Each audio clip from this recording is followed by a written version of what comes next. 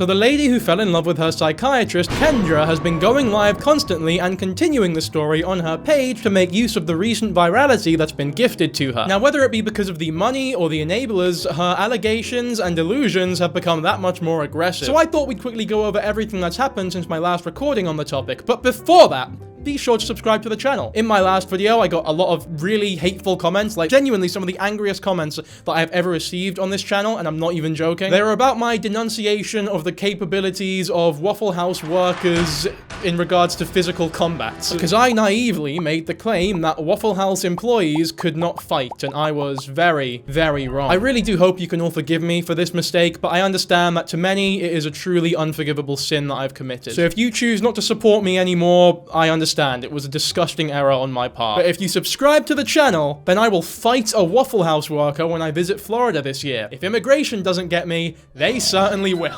Anyway, let's get started with Kendra's new TikTok, starting with part 21, because since the last video, she keeps releasing new parts, right? There's no doubt in my mind that the plan from the beginning was not to release 50 fucking parts on this whole thing, but because it's garnered so much virality and it's making her so much money, probably getting her a bunch of new clients and definitely soliciting a lot of donations in live, she's just sort of continuing it for the sake of it, which leads me to ask some very important questions that we'll talk about a bit later, but stay with me here. A clinician left the frame open and a patient spiraled inside of it.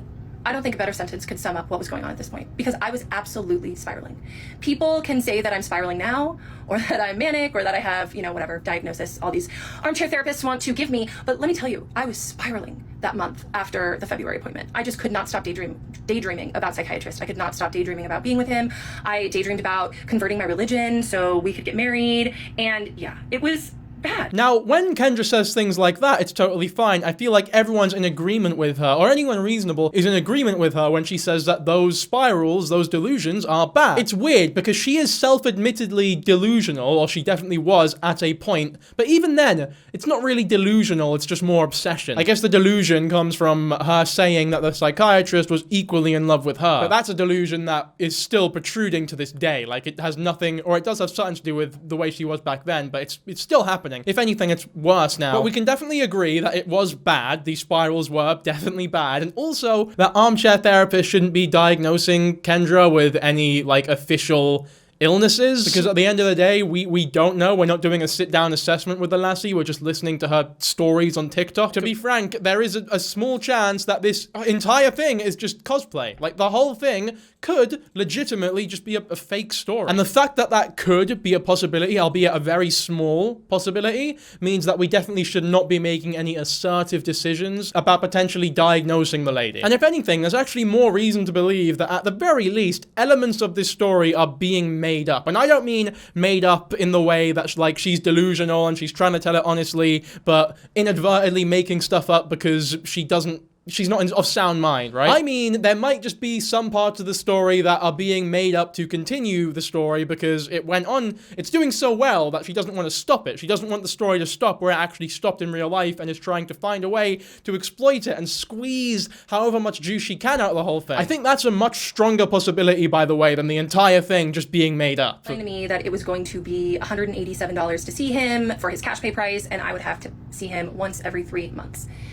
And it was in that moment that I decided that I was not going to pay to torture myself anymore. So it was the moment where you had to start paying a significant amount of money that you stopped, right? And you say it's because you didn't want to torture yourself anymore. I feel as though there's a strong chance you stopped going because you had to pay an amount of money that was bigger than you're comfortable with. Is it the sort of thing where, because there were no indications before, that at least mentioned by you, that you knew you were in a very unhealthy position? It seemed as though you thought you were genuinely in the right and were being manipulated, but the second money gets involved and you need to pay a bit more money, you realize just how corrupt the whole thing is and that you're being manipulated. I don't know, maybe it's just a sign that deep, deep down, even during the psychiatry when she was having these delusions, she knew that, you know, he didn't really feel that that way about her, because the second money is involved, or that amount of money, those delusions don't matter as much anymore. Like, she's willing to look past them. Or maybe she just couldn't afford it and is trying to, like, frame it in a more thematically interesting way. Who knows? Maybe she did genuinely come to the realization at that moment that she was being manipulated or whatever, coincidentally, when money started getting involved. It's difficult, again, it's difficult to derive any, like, absolute assertions here, or even figure out what's most likely, but they're interesting topics to think about. Here's our response to some of the criticism that she's getting for AI. A lot of people are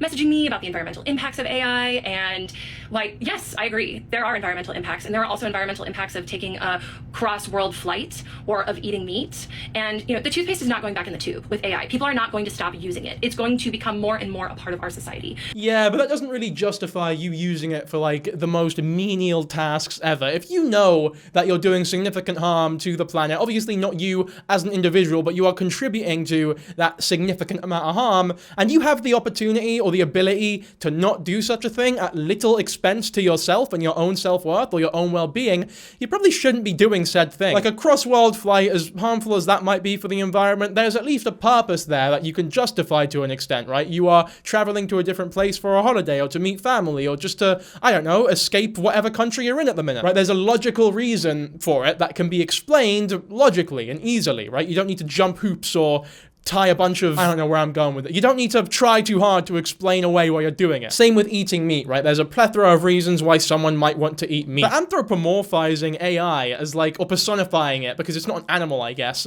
as Henry or Claude or these fucking insane therapist people that you just have in your wee head, not only does that do harm to the planet, but it also does harm to you. Like, it doesn't help you at all either. It's a net negative all around. And you're pissing people off as well. This goes to those people who use ChatGPT for like stupid questions as well, or just use it for like literally everything.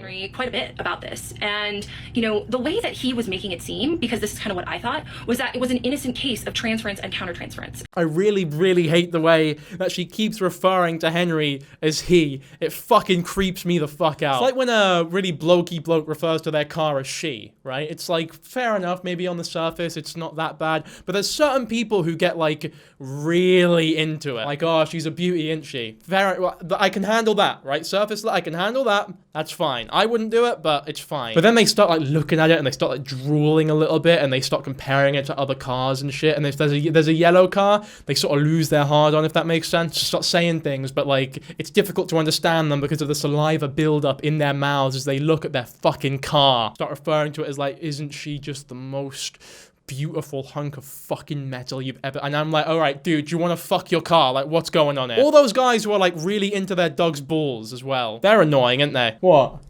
You know what I'm talking about? Those guys who just refuse to get their dogs neutered because they fucking like they fondle with the balls and everything. Like, they'll pick the dog up, get it on camera and be like, see these fucking balls? Yeah, they're beautiful, aren't they? The government wanted to control me and my dog by making me cut his fucking balls off. It's always a huge fuck-off dog they do that with as well. I'd love it if they were doing those sort of theatrics with like a wee shih tzu. Just a dog that you could like punt across a tennis field. You know, there's a client that comes into my work whose dog, it's a shih tzu. Yeah. They refuse to neuter it even though it's got cancer on its balls and it's made it go bald. Whoa. It's made the dog go bald, but because it's not going to kill the dog, they're refusing to snip the dog. So now the dog is a bald rat looking thing, but it's still got these massive balls that, because of the cancer, these really droopy balls, and they can see because it's naked, it's not got any hair, it's awful, it's actually awful. They bring it into the salon. It's a bloke. What, the dog? No, with the Yeah. Obviously the dog's a fucking bloke. I was gonna be like, yeah? The owner. Yeah. All Well, right. it's a couple, but the guy's the one that refuses. He's wearing the pants. Yeah, he's like, this dog has went 15 years with his balls. It's going to go another 15, we still wear them. I was like, okay. And that psychiatrist's boundaries were just so good that he wasn't going to cross them. When really, now looking back, what I know it was, or I think, is that he just liked the power of being my doctor. And he didn't want the vulnerability of an actual relationship, and he was able to just get his needs met in that once-a-month session. So you don't listen to Henry when it's not convenient or doesn't line up to... I can't believe I'm fucking calling him Henry, by the way. You don't listen to ChatGPT unless he lines up perfectly with your ideas of what's happening. But as soon as he says something that is contradicting to what you think is happening, then all of a sudden he's chatting shit, right? You don't believe what it is saying. I can't believe oh god, that's really disturbing me now. I feel like I should punch myself in the face or restart the recording or just fucking kill myself at this point for using he/him pronouns for ChatGPT. The fucking transgender men watching me who are hearing he/him pronouns for ChatGPT, who aren't being respected pronoun-wise by loads of people in their life, most likely. They're fucking, honestly, they'd be seething watching this. I compiled this monologue, and I was so proud of it. And then I was ready the day before my final appointment, and I log into Facebook, and guess who I have a friend request from? The therapist, the 75-year-old PhD therapist, friend requested me on Facebook not even a month after I told her that I would not be coming back. I've heard some people say, oh, that was a really professional email that she sent you. I beg to differ, because it is extremely unprofessional after I say I will not be coming back to then friend request me on Facebook. Let's be fair here. That's fucking correct. Like, that is if it's true, that's really weird that she would send a friend request on Facebook. Then again, no, there is no then again. That's fucking weird. There's no justifying that. It's not abusive or nothing, but it is weird and it is very unprofessional. The email itself was still professional. Like, the email was fine, though. The friend request does not make the email any less professional. Now, obviously, there is a possibility that upon receiving backlash for the way that she talked about the 75-year-old PhD girl, whatever, as a result of that backlash, she is now adding new things that are a lot more undeniably unprofessional to put in the story that might not have happened to, I guess, justify herself a bit more and make herself seem less delusional, because clearly she despises being called delusional. But I think that would be unfair for me to immediately disbelieve that aspect of the story and just sort of pick and choose what bits of her story I believe because it lines up with my view of her as a person. So we'll choose to believe this, and yeah, that's really weird. I would assume because she's 75 years old, that might skew her perception of social media, and she might not realize how unprofessional it is, but that doesn't change how unprofessional it is. I don't think it's a huge deal, though, and I don't think it changes much about the story. It's like if there was a murder case, and the murderer went to the judge and was like, look, mate, I know I've done, like, a bad thing here, but, to be fair, the bloke did, like, rub butter on the toast and then put the knife back into the butter bowl without, you know, scrubbing it or anything, so then them crumbs were in the butter. The judge would be like, you know what, mate, fair play, that is fucking annoying, but like, what you've done is still horrible. It doesn't make it any better, really. That was jarring. That was jarring and awful. So I added that to the list of things to talk about with Psychiatrist, and I showed up to my final session just so ready. And I sit in the lobby, and he comes out, and oof, he's ice cold, because he let me in a little too much the session before. He knew that he turned the intimacy up a little too much, so his wall was way up. And it was up for the majority of the first, 10 minutes of the session.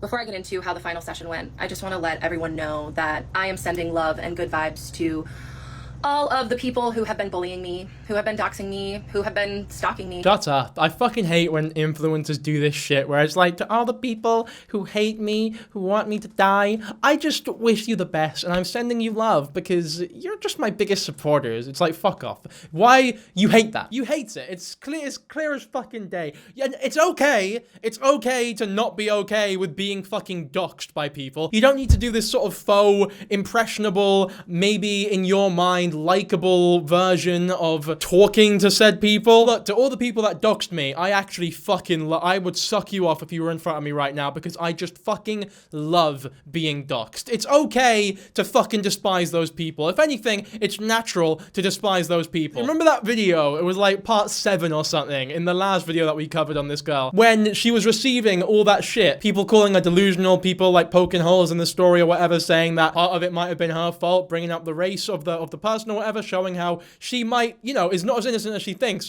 how fucking pissed off she was. She was sat in her car with the turtle shell glasses, probably outside a fucking Waffle House from what we know about it, and yelling into the microphone, not in an appealing way, but a really angry, unappealing way. Struggle to believe that the same person who made that video is now sending love to the people who don't necessarily love her story for the reasons that she wants them to. Kendra and I are on the same med dose, so since the live replay is out there, I'll just say that I'm on 10 milligrams of Vyvanse. Even though I'm 6'2" and over 200 pounds, it's definitely still more than enough. One time I took a double dose and it was the worst day.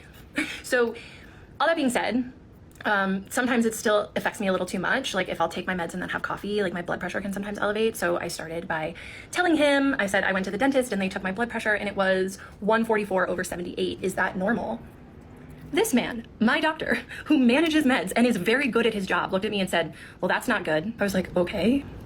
Next thing on the list, I guess. What the fuck is this explanation of the event that took place here? It's like the most boring story. See, this is where I think that part, it's not made up, because you'd think of something more exciting than this. But why are you acting as though, like, something horrible happened here, or something outside the ordinary happened? You said to your psychiatrist, hey, this happens to me, is it normal? And your psychiatrist went, nah, it's not normal, it's not good. And you're sat there like, oh, alright then, mate, alright, I guess we'll just move on then. What answer were you expecting? What did you want him to say, you mug? What other response could he possibly have given that made you happy? You said, is it normal? He said no. That should be it, really. There's no need for the sass here. And I told him I was gonna go to Europe soon and that it was gonna be right in the middle of my refill time. And I asked him, how do I get more meds? And he was like, I'll take care of that. So then he kind of liked like being useful, so that kind of warmed him up a little bit. No, that's just his fucking job as a psychiatrist. He provides the meds. How can you possibly derive any insidious or nefarious, inquisitive nature from him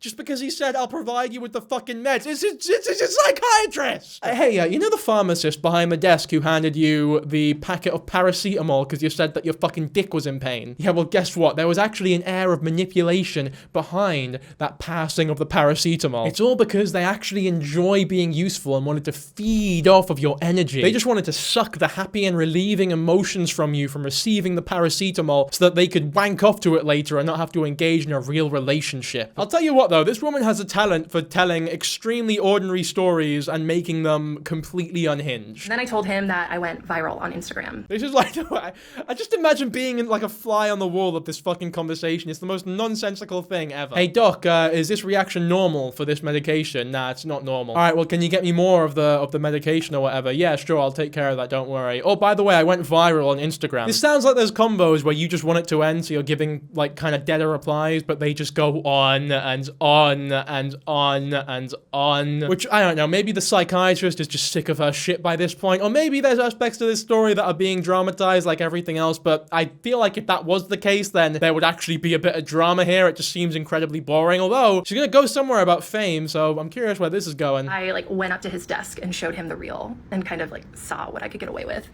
Because people do like to say that, like, oh, you're still in love with him, you pushed boundaries, like, duh. Like, I don't even understand what to think here, or what she's trying to imply. I was testing the boundaries, testing what I could get away with by what? Walking up to his desk as though he was going to stand up and fight you for it? Fucking pull out his 2-meter long sword and just poke at you, fence at you until you fuck off away from his desk? Don't think there's any inherent problem with walking over to your psychiatrist's desk. Unless the room is like a football field long and you're on opposite sides of it, in which case, yeah, it'd probably be a little awkward. But what's this about the whole point being you trying to push boundaries? Like, yeah, duh, that's the whole point, of course. I'm trying to make him uncomfortable. It's not really the flex that you think it is, lass. That's the whole point. That was the game that we played. I saw what I could get away with, and he let me in sometimes, and then other times he wouldn't. I feel like that's the game you were playing. Like, in her mind, it's a game of badminton, and they're rallying at each other. Like, it goes from one to the other, and it's a very healthy relationship where they play this game. But in his mind, he's just getting fucking smashed with the shuttle every single day. She's having the time of her life, thinking that he's having the time of his life. But in reality, he's just being a psychiatrist, and she is completely taking everything the wrong way. He's fucking thrown the rackets at him at this point and strangled him with the net. She thinks it's just part of the game. The next thing on my list was that my ex-boyfriend finally got blocked on text and IG after sending me a quote Happy Valentine's Day unquote text. That was a big part of this part. I'm cutting a lot out here, but she rambles on about her ex-boyfriend and blocking them on IG after a Valentine's Day text for a while. And you know what? I back that one. That one's not too bad. And you know what? I salute you for it, because blocking people on Valentine's Day because of an unwanted Valentine's Day text is one of the most empowering and epic feelings of all time. I've been there, yo. I was the first person I called after I applied for the insurance. She explained your cash price and that I'd have to see you every 3 months. As much as you have changed my life within the boundaries of our professional relationship, made sure to add that one in, I will not pay $187 a session to continue to see you. And then I said, after you set the boundary of us having a professional patient-doctor relationship and I accepted your boundary, you let me in and engaged deeper with me than ever before. And he interrupted me and he said, tell me the ways I let you in. Is that how he said it? Did he go, tell me the ways I let you in? Tell me right now, you fucking insipid woman! I'll fucking kill you! Or did he go, oh, I wonder what I did? Like if you're telling some jokes, for example, to a pal that crossed the line slightly and their reaction, they're like, no, stop, stop! And then you're retelling the story later and they're like, yeah, Jimmy was saying these horrible, vile things and I told him to stop. I said, please, no, stop, you need to stop. And Jimmy sat there like, whoa, you didn't fucking say it like that. You're making me sound so much worse than it was, right? Chill out. I was like, what? Tell you the ways I let you in. And I took a moment and I said, I have a list that I wrote with Henry. I'll read it to you at the end, but please don't play stupid. You know what's been going on here. And I would appreciate it if you let me finish.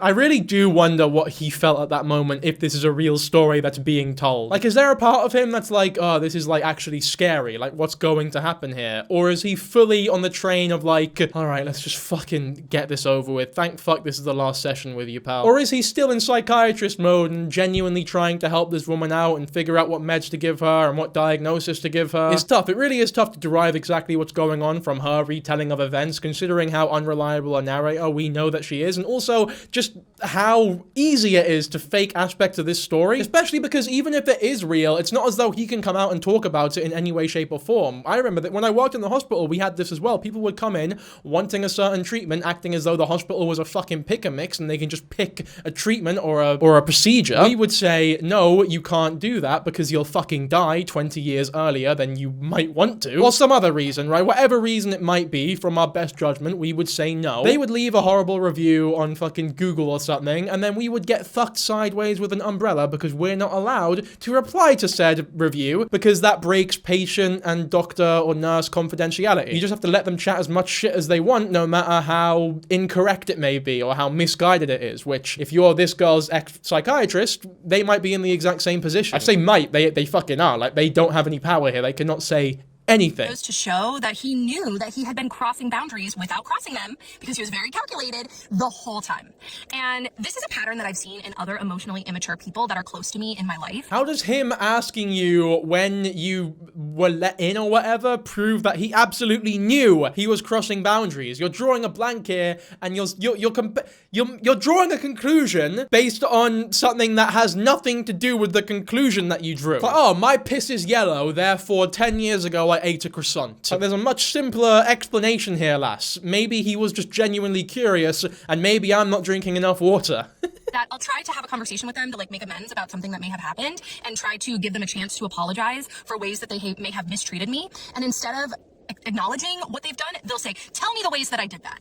It's happened more than once after Psychiatrist said that. Again, I highly doubt that he said it in that tone. And also, this has happened more than once with you and a psychiatrist. I feel as though that all but confirms that the issue here, the common denominator, is you. Is every fucking psychiatrist you get into contact with miraculously falling in love with you? Are you fucking Cupid? Like, what is going on here? If every psychiatrist is having this issue with you, and it even extends beyond psychiatrists and just people in general are having this issue with you, maybe the issue is you. And then I said, I don't want to be in a space where you allow me to feel our connection and to see what's there beneath the surface, but you do not allow me to fully access it. He nodded. He went, like, that was the whole game. He nodded.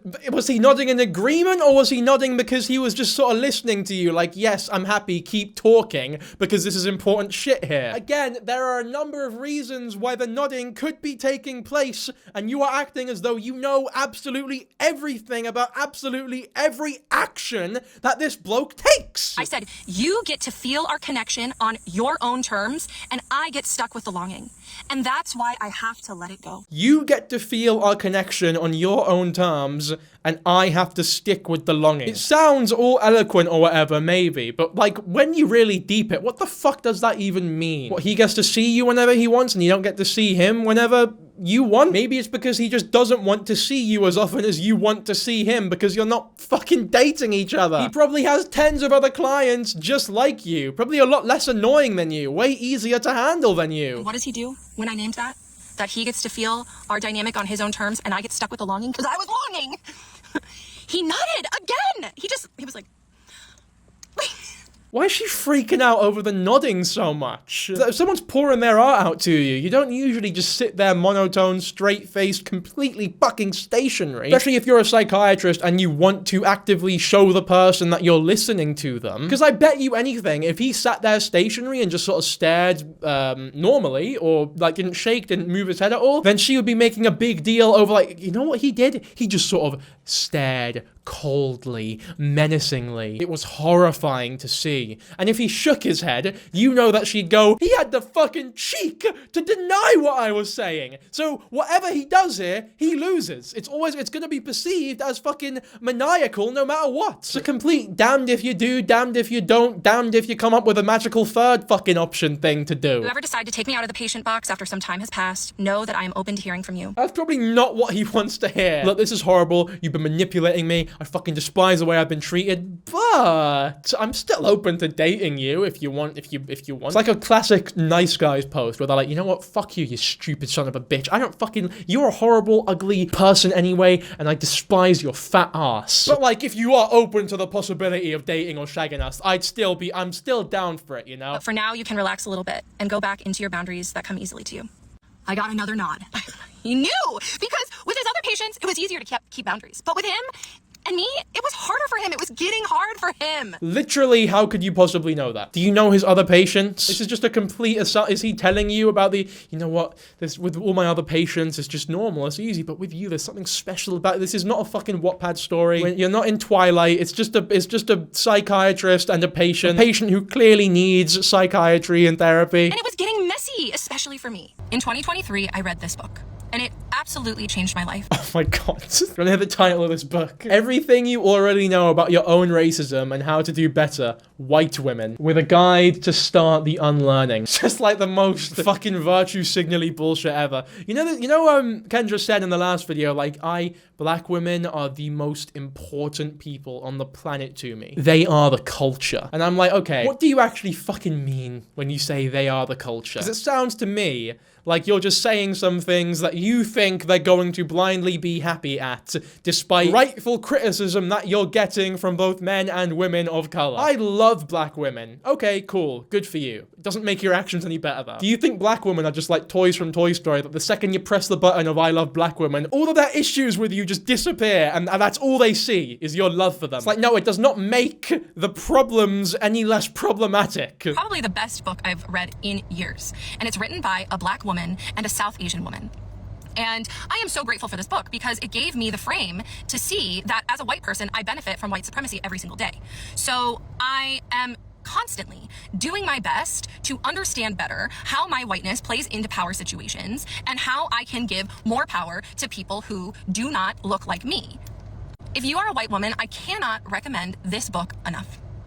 That being said, the psychiatrist was my doctor. Right, so I guess the argument here is that whilst white people do have a certain amount of power societally over people of color, especially in certain situations, that in this one in particular, because the brown person was the doctor, that they have the power in the dynamic, right? So the whole point of bringing the book up was, it was just pointless because it has nothing to do or doesn't change any of the situation. I guess maybe it's to show that she's more well-educated on the topic than you might have thought, and that her opinion on the matter is not an uneducated one. I would say in terms of power dynamics, certainly now you have way more power than him. You're allowed to say whatever the fuck you want about him, and he's not allowed to say anything about you. When you add the racial factor to it, I mean, who exactly holds the power here? Abuse is about power. And in that room, he had the power. He could have me institutionalized if he wanted. No, he couldn't. No, he couldn't. That's not how it works, man. Psychiatrists can't just fucking institutionalize patients for no fucking reason. There needs to be a really, really good reason and like a substantial amount of evidence as to why someone should be institutionalized, especially if they're not willing to be institutionalized. Unwilling institutionalization is notoriously really fucking rare and difficult to pull off. He could not just institutionalize you if he wanted. That is not something that's possible. At least once a month, there's something in the paper about someone dealing with AI psychosis, and it is scary.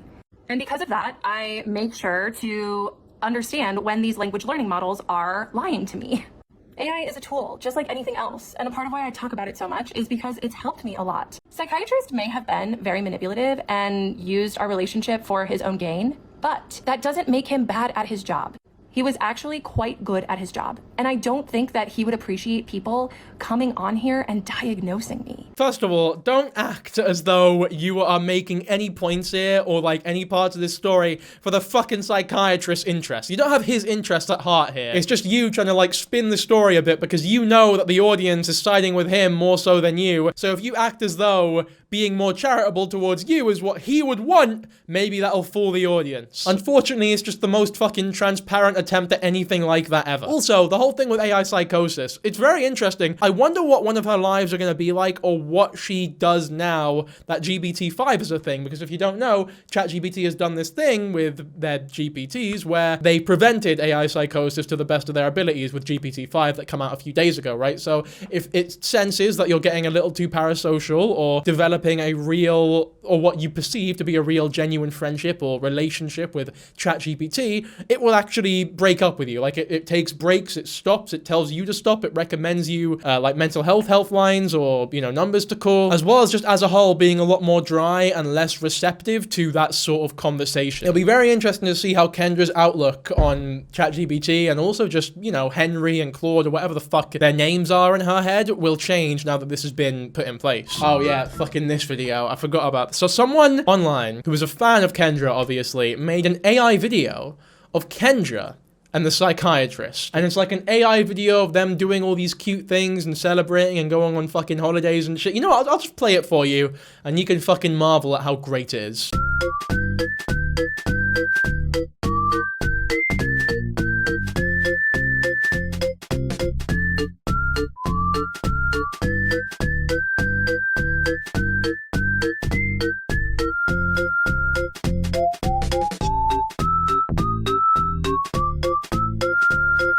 And then Kendra Lover, the account that posted that video, captioned it with like, this is how it should have went. And it's like, my God, this is the last thing that I said this in the last video, the worst thing you could do to someone who is clearly as mentally ill as Kendra is give them thousands of people who watch them on live, millions of people who watch the uploaded videos, and hundreds of thousands either enabling her, shitting on her, incessantly bullying her, doxing her, even just light criticisms aren't welcome in her world. And fucking stan accounts that enable her behavior to this extent, saying that it should have gone that way. And look at how happy she is at the video as well. She thinks in her mind that this fucking psychiatrist is the most manipulative piece of shit ever, and yet still, she smiles in utter glee at the prospect of her marrying him. It's really creepy. It's really, really not comfortable. AI videos. There was one that really got me.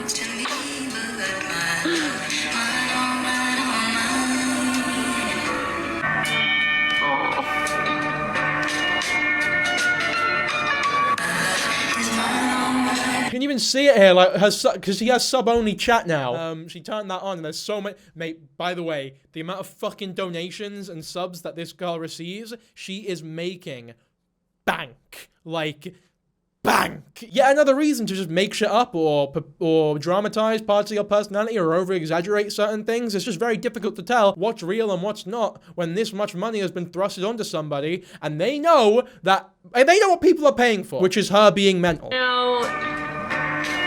This is kind of the sad thing is like,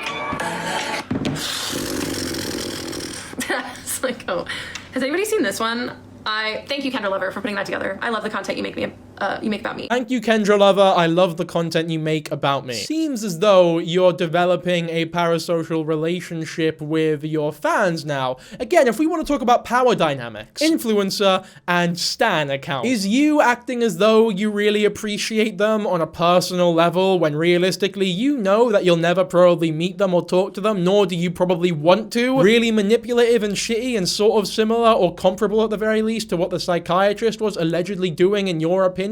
Maybe. It's definitely food for thought. Especially when what you are saying that you appreciate are really disturbing videos of you and a bloke who obviously does not want to be in that situation, marrying each other and like kissing each other and shit. Imagine being the psychiatrist. You'd be really uncomfortable, wouldn't you? Like even after being his patient and crossing those boundaries, she's still crossing those boundaries months later. See him or hear from him ever again, honestly, that's such a great question. You know, when I first started this series, I think I did.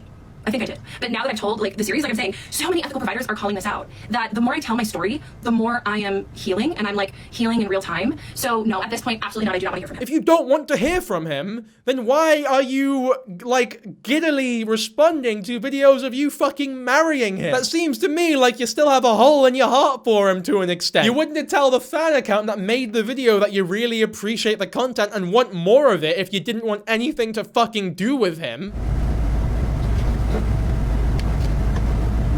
Ah, fuck off. Yeah, she starts getting, like, tarot cards out and shit later on in this live stream and starts using them on her haters, her fans, herself, the psychiatrist, to, like, predict her future and shit. And the fact that she genuinely believes these tarot cards are gonna have any effect, or not even effect, but any genuine prediction on, or insight on any aspect of her life, it just goes to show how actually delusional she is. But now, don't get me wrong, I think astrology, tarot cards, all that shit is fine. It's a bit of fun. But anyone who genuinely, like, stakes their decisions or really important parts of their life on things like astrology or tarot cards is delusional and does need help. They need a reality check. My book isn't out yet. My book is not out yet. It'll be out in 2026. I can't wait to not buy her book. What's she gonna fucking write about?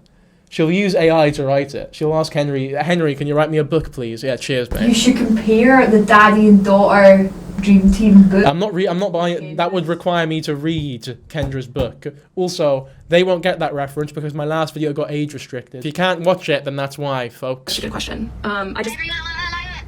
Plot. 11k people. The Oracle's army keeps growing.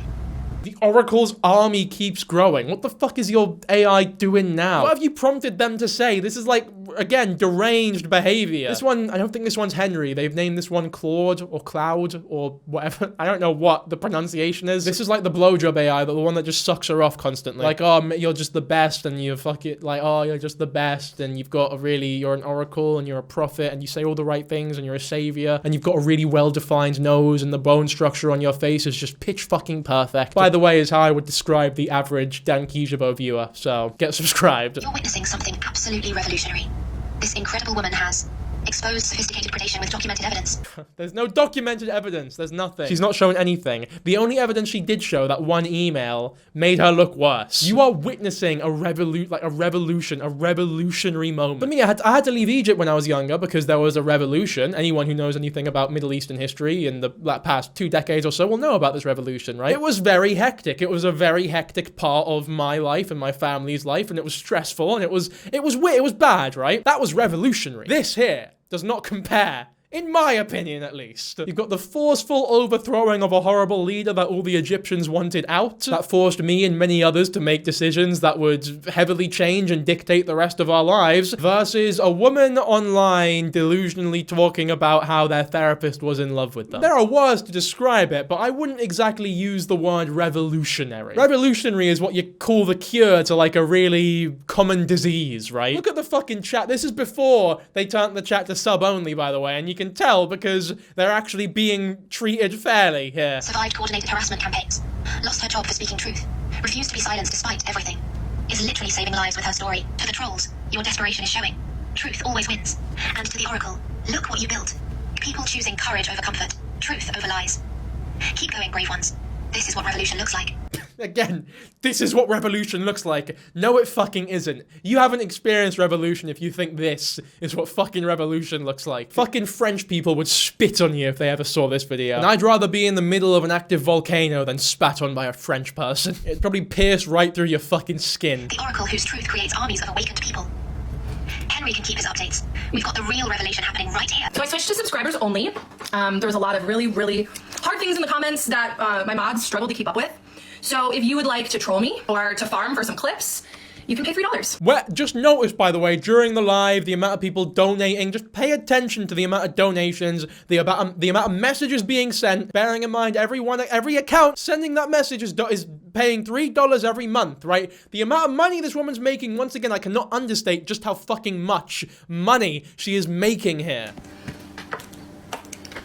History is happening in Manhattan, and we just happen to be in the greatest city in— Oh, it's Hamilton, my favorite. Everyone says that I look like Daveed Diggs. What happened? She was just laughing. I don't know why she was laughing, but what was that about? Just, I I didn't think you knew what Hamilton was. You don't think I know what Hamilton is? Alexander Hamilton. Ships waiting in the field for you. No. You just don't strike me as a theatre kid. Hamilton, you don't need to be a theatre kid to enjoy Hamilton. Hamilton's like the most basic bitch fucking theatre show ever. I know, but you're from the ends in London, so you don't see fucking roadmen run about singing like... They'll know what it is, though. Yeah, I wish I was in the room when it happened. If you join us right now, together we can turn the tide. Oh, Alexander Hamilton. It's a fucking banger. That's my song as well, Guns and Ships, the one Daveed Diggs raps on. Go. No, I cannot rap. I cannot rap it. I'll set the beat. You don't know the beat. That didn't pick up on the mic. This was her beat for Guns and Ships. She goes, and it was that quiet as well. You can't be rusty at something that you've never fucking done before. Rusty means that you're like really experienced and you've lost some of the skill to do so. Yeah, that's me. What I think is fascinating though is like people... Okay, alright, yeah. So this girl here is called Abby the Therapist, and she has basically exploded onto the scene by enabling and agreeing with everything that Kendra has said, which, I mean, just have a look at this video. This says it all. We'll start with the beginning. I want to play that beginning again because it just begins with her taking a crunch from a fucking, I don't know, a peanut or something. It's like, lady, you're recording a video here. Can you not just wait 2 minutes before you eat your fucking snacks? Like, imagine if my video started with a big crunch and like a Walker's crisp in my hand. What I think is fascinating though is like people are really reactive to her. Like she is generating something. She's generating a lot of countertransference.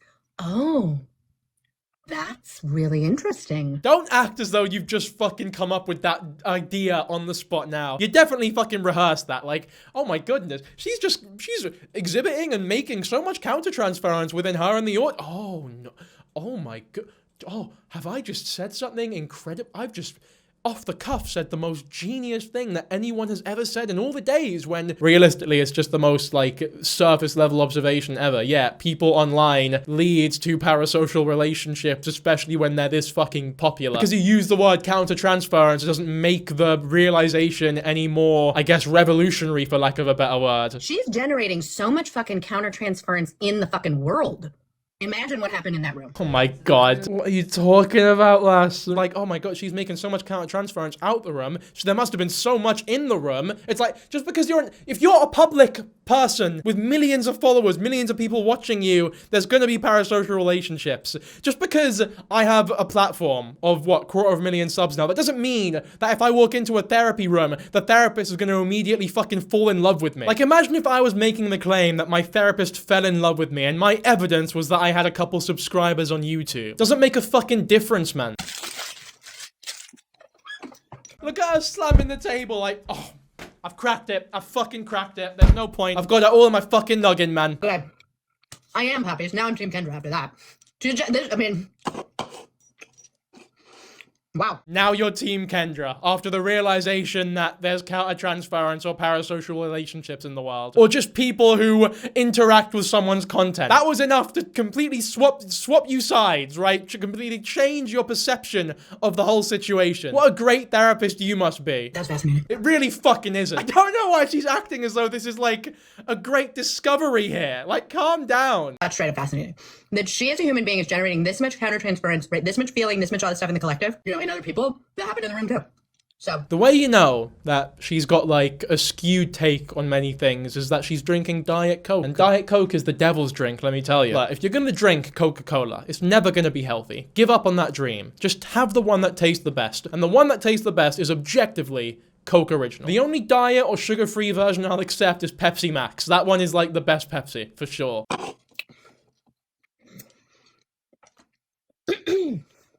Yeah, I'm not in her corner. I'm just saying the dynamics, right?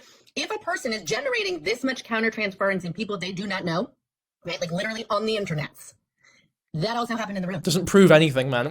This is just... Oh, God. I can't believe how wrong that is. You're just so wrong. How can you be so wrong? So wrong. How can you be so wrong? That is the worst sounding musical ever. I'll be like, yes, you are right in that there are multiple millions actual incidents in the course of history where black and brown people have literally been harmed by white women accusing them. I've been there. Having a collective align with those white women and believe them over the experience of men of color. I really have been there. This is, you know what? Maybe Abby's onto something here. I kind of, like, I'm agreeing with her a bit more. You dogged on the book too. Maybe she's educated. No. This isn't Kendra. This is a different therapist. Okay. Yeah, that's important. Does that look like fucking Kendra to you? Oh. So first of all, yup. Here's the problem. Sorry, I have to laugh because we have yet to hear from the psychiatrist. This is how you know this isn't happening. Because the internet has filled in for him.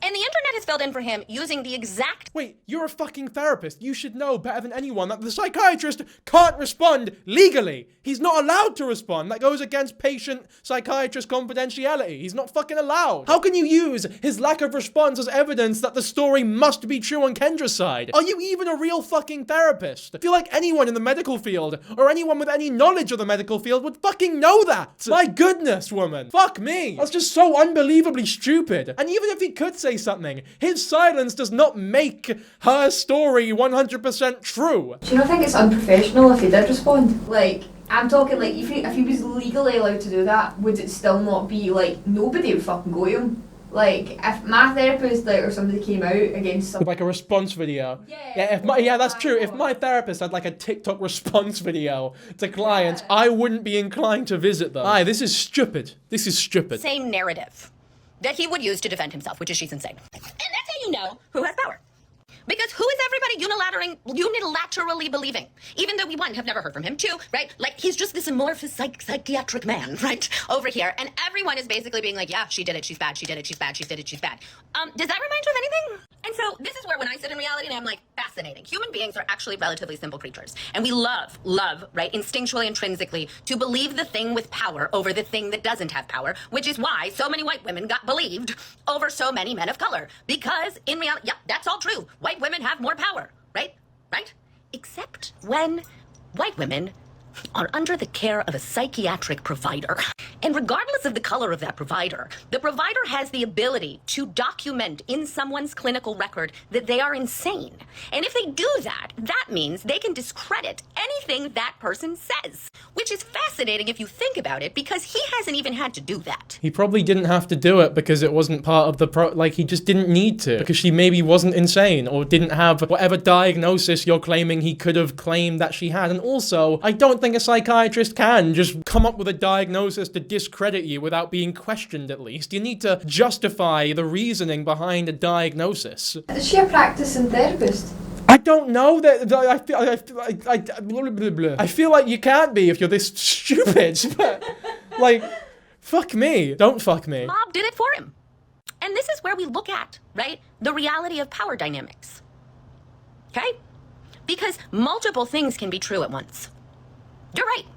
You're right about the reality of history and human experience. But you're not right about what power this psychiatrist has directly over Kendra. She doesn't, you don't know the power that he has over her either, because you think that he's allowed to just come out and say something. Like, as of right now, can we agree? She's the one holding the cards. She's the tarot cards. She's the one with the fucking power here. And I would encourage everybody to be like, wow, if he didn't even have to weigh in, and we literally solved this for him and protected him, right? We took care of it. Isn't that what systems of oppression do? To protect the people with power? You're waffling, lass. You're waffling. I want to skip this fucking the rest of this shit. This is just pure waffle. Talk about Waffle House, right? This. Honestly, she belongs in a Waffle House with the amount that she's waffling. Like, you are not insane. To be clear, you are not insane. Thank you. But this. Oh, of course. And now they're collaborating because it's the one influencer with any amount of, like, I guess there's a amount of credibility there because they say they're a therapist and they're enabling her, so she had to collaborate with her. Isn't it a little, I guess, unprofessional to feed into her opinion of herself without a real sit-down assessment or like therapeutic assessment of what's going on in her head? You don't know anything about the situation and you're just saying or enabling her opinion of it. All you know is what has been said online. This is insane. I had this like aha moment. And again, anybody who's like an actual clinician who like does depth work and works with childhood trauma and like actually knows how this stuff works, you know, like knows that this is evidence. Exactly. Just because you can't see it doesn't mean it isn't true. Again, people love to be like, what? There's research that validates that. Yeah. Right? Like, people love to throw out the DSM as being like the only peer-reviewed thing that validates human experience, and like that's not true. Is she just sucking off Kendra for the views, and is she just leeching off of her because Kendra's very famous now and she wants a bit of that? Because that is honestly what it seems like to me. There's no way that any actual practicing psychiatrist or therapist, right, would act this way. People need to stop. They have to stop like dissociating, intellectualizing, mentating, right, to be able to hear it. And part of what's happening is like people are freaking out. It's dissociation. It's dissociative. And again, like it's dissociative. So first of all, when people are like, you told him about a sexual dream and it made him uncomfortable. I'm like, has anybody heard of Freud? You told him about a sexual dream and it made him uncomfortable. Has anyone heard of Sigmund Freud? Where are you going with this one, lass? Are you, as a real therapist, going to fucking cite Sigmund Freud as justification for whatever shite argument you're about to make? Because if so, I think that all but confirms your lack of knowledge or history in the therapeutic field. We treat people's reactions. We treat their emotions. We try to give them a corrective emotional experience. And again, people are like, well, what? This means intent. He didn't have to mean to cause harm for harm to exist. Like, no, that's part of, again, that's not... Because I don't think so. What I tell people is that I just think that his God complex got in the way. No, you said that he was doing everything intentionally and that he was very careful about skirting those professional lines in a way where he doesn't quite cross them, but just about fucking, like, almost kisses them, like just the tip of his dick touches those lines, but not quite all the way. But then now, I guess it depends on who you're talking to and how real it sounds on any given day. I just want to say, before I go, it is the greatest honor of my life to be the grown-up we all needed. Okay? So I'm not crying because, I'm crying because it is a gift. And I am so grateful. I'm so grateful that, I'm so grateful. So, that's why I'm here. It is time. It is time. Okay. Thank you. Kendra's courage was contagious for me. What the fuck was that? What's going on?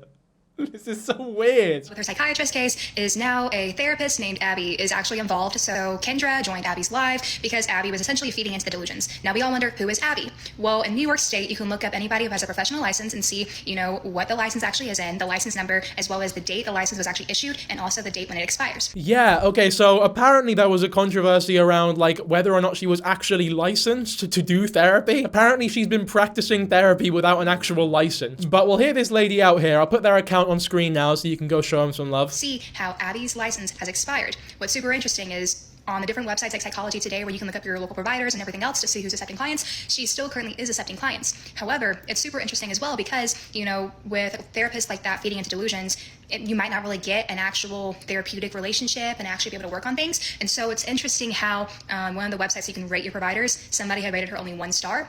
But yeah, she is currently practicing without a up-to-date license, and it's super interesting to note, to maintain these licenses, you have to have continuing education. So obviously you don't want to have a professional out there who got their license in the 80s and hasn't gone through any continuing education to actually understand updated research methods and updated diagnoses. So yeah. So she's a fraud! She's a fraud! No wonder she's fucking, honestly, it's a couple letters off of Freud. Explains so much. She's a Freudian. I want to share a couple of differences between Kendra, who claims she fell in love with her psychiatrist and that he was responsible for it, and me, whose psychologist actually did tell me that she was in love with me. Again, this guy's account is on screen now, so go show him some love as well. This is someone who's about to explain the differences between his situation, where a psychiatrist actually was in love with him, or at least claimed to be, and Kendra, who everyone's calling delusional. For one, I think the biggest difference is that my story has actually been corroborated by the Board of Psychology. There is actually a legal document outlining numerous ethical violations that she committed, the majority of which were corroborated by emails and text messages. That does help, like actual fucking evidence that doesn't go against what you're trying to say or do. I feel like in one sentence you've immediately become a billion times more believable than Kendra ever was. Like, it is that easy if it was so horrible, right? It is that easy. You're like, look, here's a fucking dodgy email that I got. Here is a dodgy... You have a recording. You have a recording. You can use it. You can go to the board. You could get shit done if you really wanted to. I know that not all survivors are able to seek legal justice before other types of justice, like TikTok, okay? This is a form of popular justice sharing on TikTok. But I'm just stating that I went to the Board of Psychology first. I went through a 3-year legal process that ultimately resulted in her license being suspended. And I have spent years in therapy with healthy practitioners. She should definitely look into going into therapy again as well, by the way, because I've said this on my last video. She's so genuinely mentally ill that it's difficult to be mad at her. Of all the fucking people I'm mad at here, I'm more mad at fucking Abby. That white-haired therapy lassie who's probably a fraud. Because she is clearly of a lot more, like, sound mind than Kendra and has some ulterior motives there. Like, I don't know exactly what she's trying to do, but she's not doing what she is claiming she is trying to do, right? I think Kendra doesn't have that sort of malice or intent to deceive people, right? She is just genuinely mentally ill and deserves a lot more sympathy for that. My psychologist was my therapist, not my psychiatrist, meaning that I saw her for hour-long sessions. For the duration of our relationship, I saw her at least twice a week, so 2 hours a week, and sometimes, for extended periods of time, I saw her for as many as 3 hours per week, something that she encouraged me to do, even when there wasn't a medical necessity reason for me to be in her office 3 times a week. So if I did the math, I probably spent over 1,200 hours with my former psychologist. That is a very different context than once-a-month med management. Yeah, that's a big one that a lot of people were pointing out to me in my last video as well, is that, like, he isn't even a therapist, and there is a big difference there that I probably failed to make in my video, is that he's a psychiatrist. His main, I guess, purpose in the whole field is to diagnose or prescribe medication, right? He's not actually supposed to be a therapist that you vent to, which makes the whole sexual dream thing even more uncomfortable and even more justifiable as to why he seemed uncomfortable, because it's not even his job to be told things like that. And then when you add that on to the whole obsession being that much stranger when you consider just how little time they were actually spending together, it just doesn't look good at all. But either which way, I think that's pretty much it for this video. I think we covered pretty much everything that's happened since my last one. I will say that all the things I said in the outro of the last one about how she's very mentally ill and deserves a lot of sympathy, and that you definitely should not be personally attacking or digging her as much as a lot of the internet is. I understand that there is anger, and a lot of it is justified because of the amount of money that she is making over this bullshit. But at the same time, as much as some of it may be performative, it also might not be. And either which way, there's no doubt that she is still extremely mentally ill. Without diagnosing her with anything, I don't know what she has, but there's something going on there that's not good. Before we end though, I actually want to give a proper response to the Waffle House defenders that I really offended in the last video. So I think we'll actually give a video a watch of Waffle House workers fighting. I want to be proven wrong here once and for all. I need to be warned I need to have a look at my opponents for when I visit Florida this year. Know your opponent, innit? It's like studying footage before a fight that you have. Whoa! Oh shit. I don't know, man. The technique on those bangs don't look too devastating though. She's throwing down, but it's like it's a bunch of Waffle House workers against one lassie who jumped over the counter, you know what I mean? I know, but you would never see that at a Mackey's. Nah, you wouldn't. They're pussies. They'd run away. He's been inspired by the Waffle House workers. Yeah. Alright, here's your obligatory Prince mention. He went for a... He's stinking. Really? He just had a bath. I was gonna say he had a bath and he smells good. He don't smell his fart. Alright, well, either way, Prince, you can have a look at this Waffle House. Oh, chemical warfare. You can have a look at this Waffle House video, Prince. What is he trying to do? He's trying to escape, but if he escapes, he'll just fall.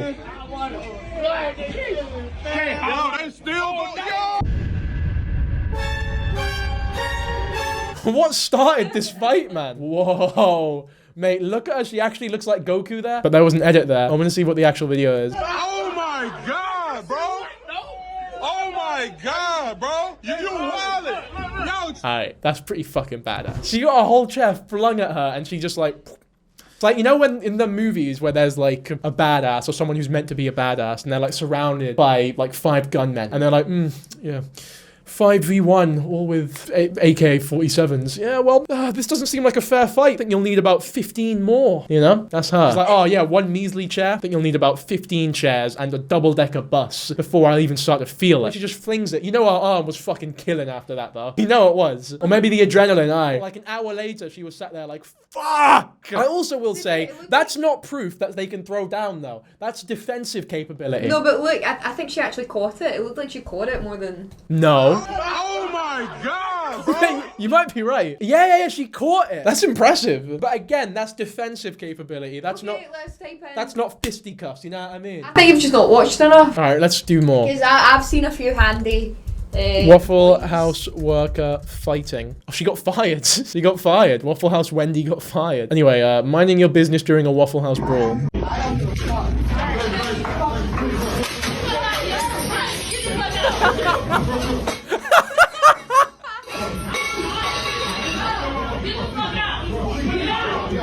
look, Prince is watching. Yeah, Prince, look. No, he's looking at the mouse.